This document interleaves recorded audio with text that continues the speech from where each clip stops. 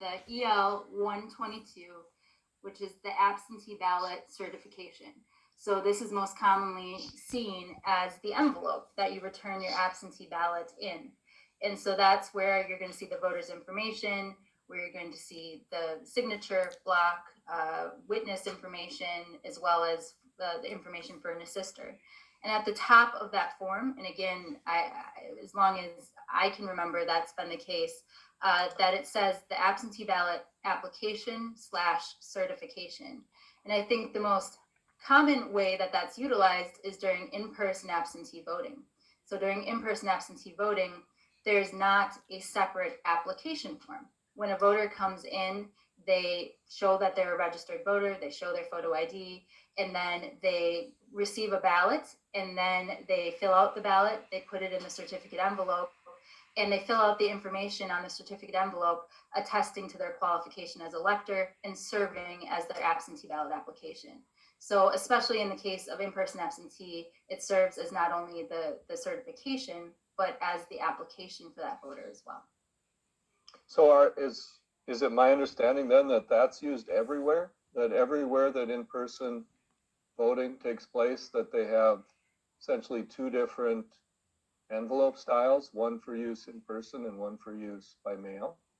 No, that's not the case. Most places use the same envelope style for both types of voting. Now, they can make changes to their envelope, but most places it will say absentee certification or absentee application / certification on the top.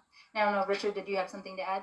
Yeah, just to clarify, the last there is a clause. The last words that the voter reads before they sign that certification are, "I further certify that I requested this ballot," and that is the confirmation that the voter is making, that affirmation that they were the ones who requested the ballot, and that's right before the signature line in that certification of from the voter.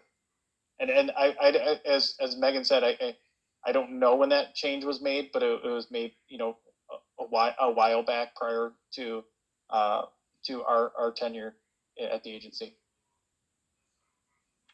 So you're saying we approved that language in May? No, the commission did not approve a new absentee ballot certificate envelope. So that project was put on pause, and we continue to use the existing version of the EL 122. The commission did not approve a new envelope. Because on the templates, I don't see the language that Richard just read off.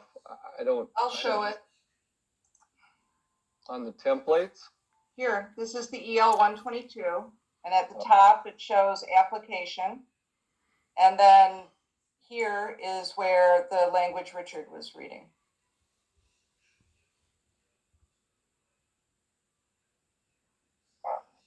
So that's the EL 122. And so when was that adopted? We could look back, but I believe prior to 2011, prior to me joining the agency.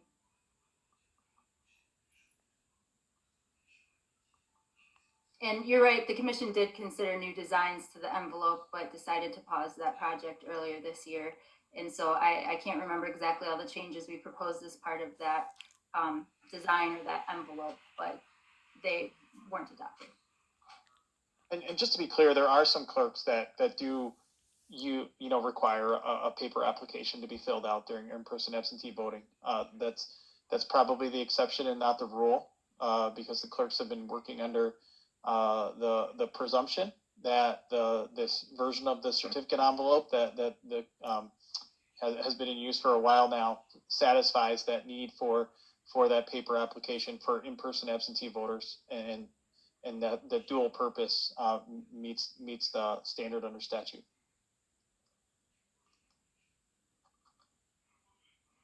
Any additional questions for Administrator Wolf? Yeah, I just want to point out again, as I think Dean pointed out, my objection to changing this in midstream. And I think it's also abundantly clear, and I'm not talking about absentee ballots, absentee in-person ballots, but I think it's abundantly clear that the legislation indicates that a application can be demanded and can be looked at. And there's an appeals case on it that says